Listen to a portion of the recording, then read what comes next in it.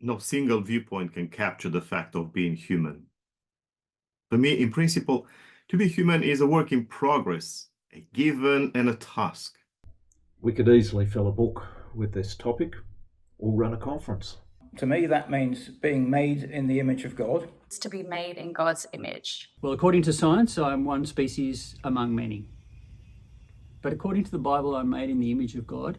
When I think of what it means to be human, I think of traits like empathy, creativity, reasoning, morality, self-awareness, consciousness, all of those things.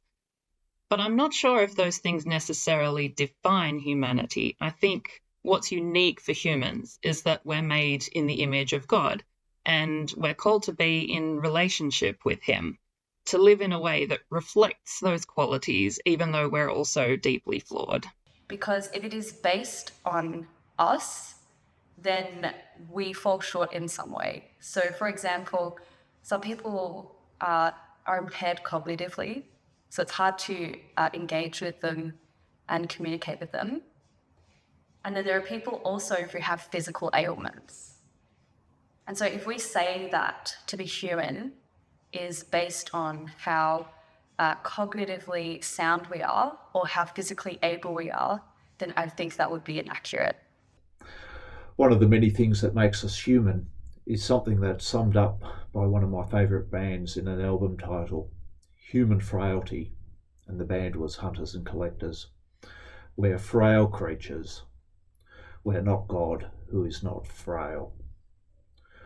We die, and God does not. Isaac Asimov also captured this in his story of the Centennial Man, where a robot who desired to be thought of as human had to allow itself to age and die to achieve this. And the best example of what that looks like must surely be Jesus, who was fully human as well as being divine. So that means flesh and blood, with all its joys and its weaknesses. And for me, it also means I'm at my best working with purpose alongside other people and when I'm in harmony with God.